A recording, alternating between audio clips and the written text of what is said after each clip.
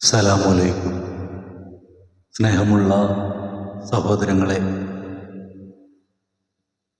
എല്ലാവർക്കും അല്ലാഹു തആല അവൻ്റെ ഇഷ്ടപ്പെട്ട ആളുകളിൽപ്പെടുത്തി നാം ഏവരെയും സന്തോഷത്തിലാക്കട്ടെ എന്ന് പ്രാർത്ഥിച്ചുകൊണ്ട്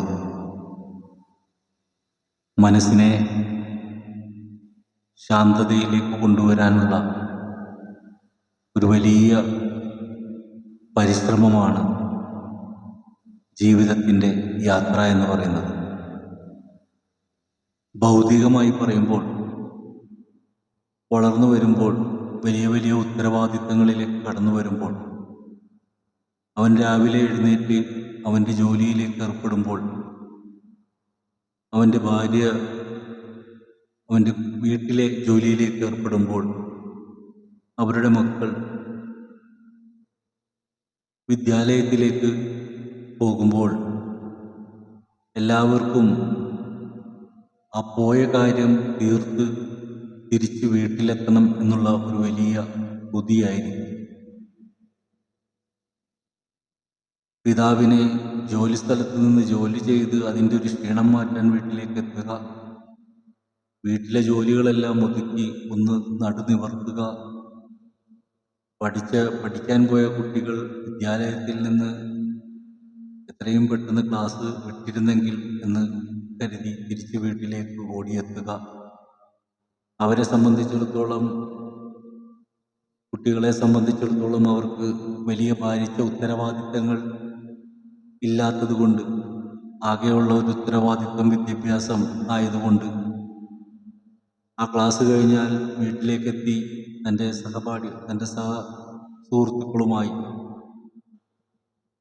കളിക്കുന്ന ചിന്തകളും അല്ലെങ്കിൽ മറ്റിതര ഓരോരുത്തരുടെ പ്രായത്തിനനുസരിച്ച് കൊണ്ട് അവരവരുടേതായ വിനോദങ്ങളിലൊക്കെ ഏർപ്പെടുന്ന ആ ഒരു ചിന്തയോടുകൂടിയാണ് അവർ ക്ലാസ് കഴിഞ്ഞെത്തുന്നത്.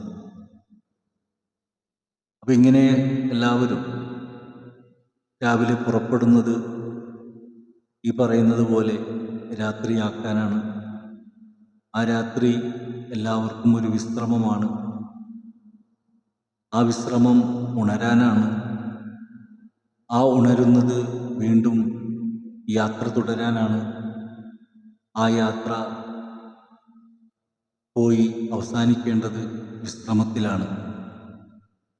ഓരോ ദിവസവും നമ്മളെ ഉണർത്തുകയും ഉറക്കുകയും ചെയ്തുകൊണ്ട് നമ്മുടെ ജീവിതത്തിലെ ഓരോ പ്രഭാതങ്ങളും പലതരത്തിലുള്ള അനുഭവങ്ങൾ സമ്മാനിച്ചുകൊണ്ട്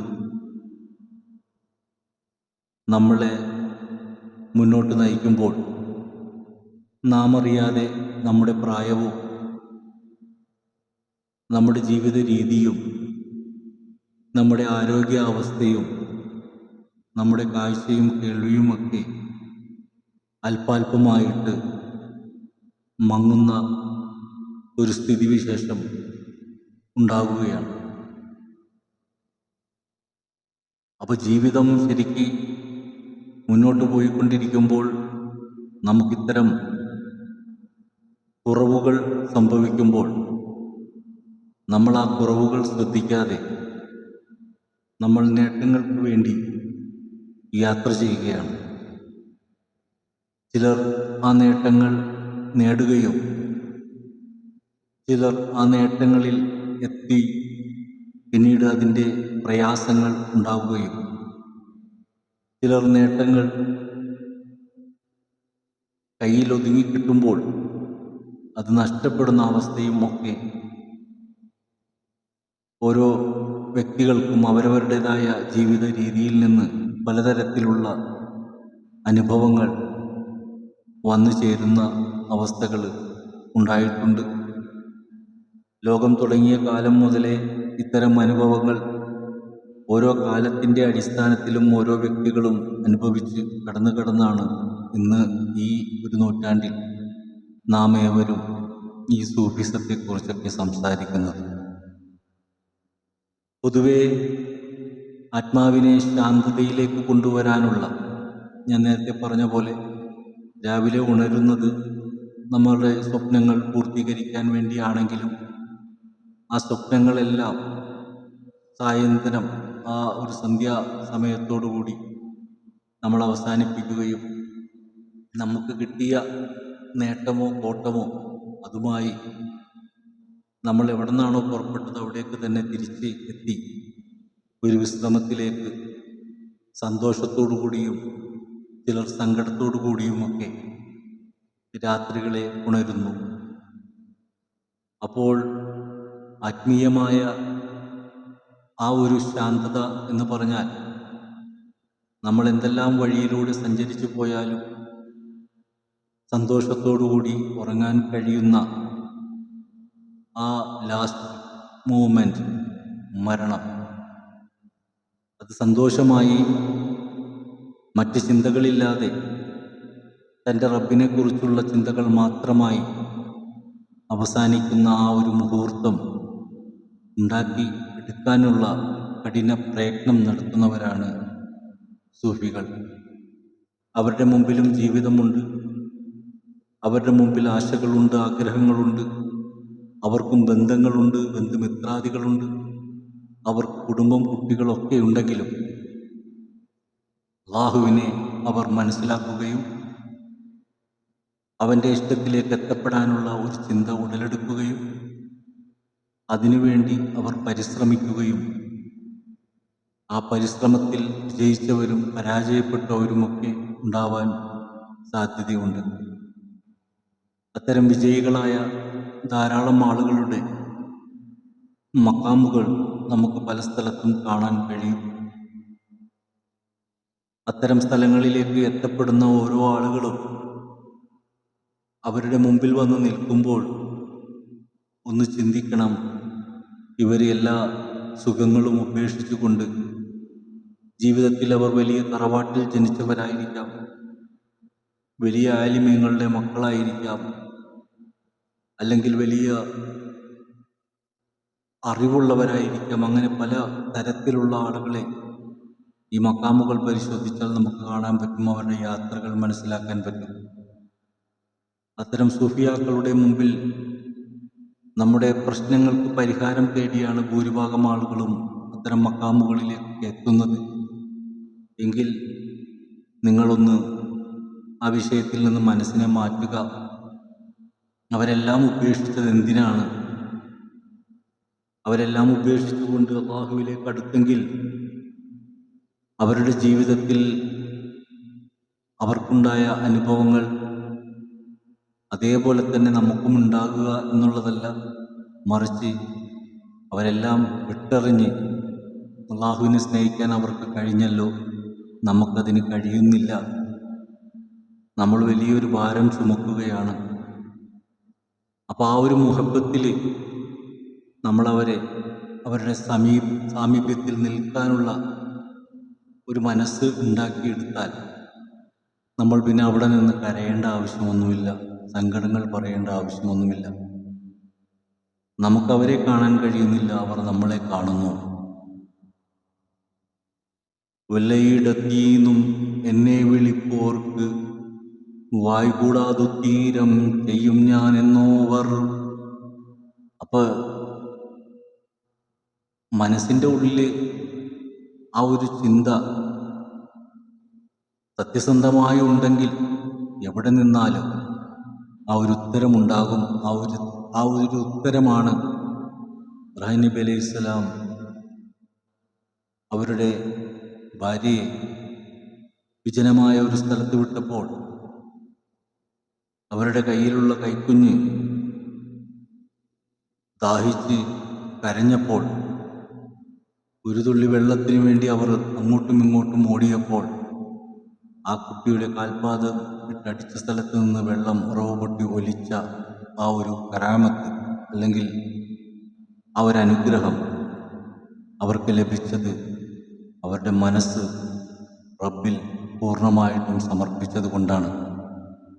അത്തരം സമർപ്പണങ്ങൾ നമുക്കുണ്ടെങ്കിൽ പ്രയാസങ്ങൾ ഉണ്ടാകും, എങ്കിൽ ആ പ്രയാസത്തിന് ഉത്തരവും കിട്ടും. ഞാൻ എൻ്റെ അനുഭവത്തിലൂടെ ഒരുപാട് പ്രയാസങ്ങൾ അനുഭവിക്കുകയും ഒപ്പം തന്നെ അതിന് സമാധാനം കിട്ടുകയും വീണ്ടും പ്രയാസങ്ങൾ വരികയും സമാധാനം കിട്ടുകയും വീണ്ടും പ്രയാസങ്ങൾ വരികയും സമാധാനങ്ങൾ കിട്ടുകയും ചെയ്യുമ്പോൾ ഈ സമാധാനം പൂർണ്ണമായിട്ടൊന്ന് കിട്ടിയിരുന്നെങ്കിലോ എന്ന് സ്വാഭാവികമായിട്ടും ചിന്തിച്ചു പോകും. അങ്ങനെ പൂർണ്ണമായൊരു സുഖം നമുക്ക് ലഭിച്ചു പോയാൽ നമ്മൾ അറിയാതെ അവനിൽ നിന്ന് അകന്നു പോകും. അവനിലേക്കുള്ള ആ ഒരു മുഹബത്ത്, എന്നും ജോലി ചെയ്ത് കുടുംബം പുലർത്തുന്നത് പോലെ എന്നും അവനെ സ്നേഹിച്ച് നമ്മുടെ ജീവിതം അവൻ്റെ നിയന്ത്രണത്തിലാക്കിക്കൊണ്ട് ഇവിടുന്ന് രാവിലെ എഴുന്നേറ്റ് പോകുന്ന ഒരാൾ, അയാളൊരു മുതലാളി ഇട്ടിരിക്കുന്ന കടയിൽ പോയി ജോലി ചെയ്യുമ്പോൾ അയാൾ എന്താണോ ഉദ്ദേശിച്ചത് അത് ചെയ്തു കൊടുക്കുമ്പോൾ അയാൾക്ക് കൂലി കിട്ടുന്നത് പോലെ അള്ളാഹ് എന്താണോ ഉദ്ദേശിച്ചത് അത് നമ്മൾ സത്യസന്ധമായി ചെയ്യുമ്പോൾ അവൻ്റെ കൂലി നമ്മളോടൊപ്പം ഉണ്ടാകും. അല്ലാഹു തആല അതിനുള്ള മനസ്സും കരുത്തും ഒക്കെ നമുക്ക് നൽകട്ടെ. നമ്മുടെ പ്രയാസങ്ങളൊക്കെ നമ്മളിങ്ങനെ പറയും, വിഷമങ്ങൾ പറയും, എല്ലാത്തിനും വേഗം പരിഹാരം ഉണ്ടാകണമെന്നൊക്കെ ആഗ്രഹിക്കും. അതെല്ലാം മനുഷ്യൻ്റെ ഒരു ചിന്താഗതിയിലുള്ള കാര്യങ്ങളാണ്. എല്ലാവരും പ്രയാസത്തിലാണ്, എല്ലാവരും വിഷമത്തിലാണ്. അപ്പം ഞാൻ പറയുന്നത്, നമുക്കൊരു പുതിയ യാത്ര തുടങ്ങാം. നമുക്ക് ആദ്യം നമ്മളെ ഒന്ന് ശരിയാക്കാൻ തുടങ്ങാം. നമ്മുടെ മനസ്സിനെ ഒന്ന് ശരിയാക്കാൻ തുടങ്ങാം. നമ്മുടെ മനസ്സിനെ റബ്ബിലേക്ക് അടുപ്പിക്കാൻ ശ്രമിക്കാം. എന്തായാലും രാവിലെ എഴുന്നേറ്റ് ജോലിക്ക് പോയി കുറേ കഷ്ടപ്പെടുന്നതല്ലേ. അപ്പോൾ വന്നു കഴിഞ്ഞിട്ട് അതിൻ്റെ സങ്കടങ്ങളൊക്കെ ഒന്ന് മാറ്റി വെച്ചിട്ട്, സങ്കടങ്ങളുണ്ടാവും, അതൊക്കെ ഒന്ന് മാറ്റി വെച്ചിട്ട് ഒരല്പനേരം അവനിലേക്ക് നമ്മുടെ മനസ്സിനെ ഒന്ന് കൊടുക്കാൻ ശ്രമിക്കുക ആത്മാർത്ഥമായിട്ട്.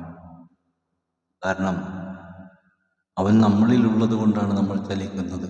അവൻ നമ്മളിൽ നിന്ന് അകന്നാൽ നമ്മൾ നിശ്ചലമാകും. അപ്പോൾ അവനെ കൊണ്ടാണ് നമ്മുടെ ശരീരം ചലിക്കുന്നത്. അപ്പോൾ നമ്മുടെ ശരീരം കൊണ്ട് ഒരു തെറ്റ് ചെയ്താൽ നമ്മൾ അവനെയാണ് ചീത്തയാക്കുന്നത്. നമ്മുടെ ശരീരം കൊണ്ടൊരു ഗുണം ചെയ്താൽ നമ്മൾ അവനെയാണ് ഗുണത്തിലാക്കുന്നതെന്ന് തിരിച്ചറിയുക.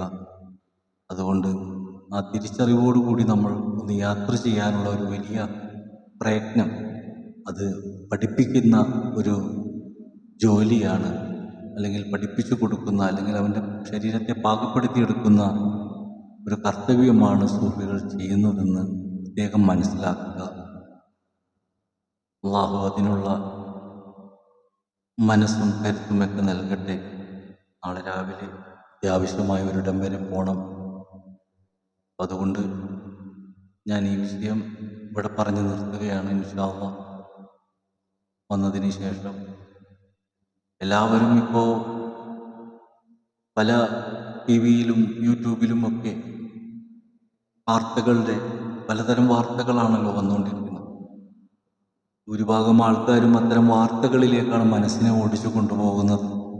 കാണണ്ട എന്നല്ല, ഒന്നും മനസ്സിൽ കൊടുക്കാതിരിക്കുക.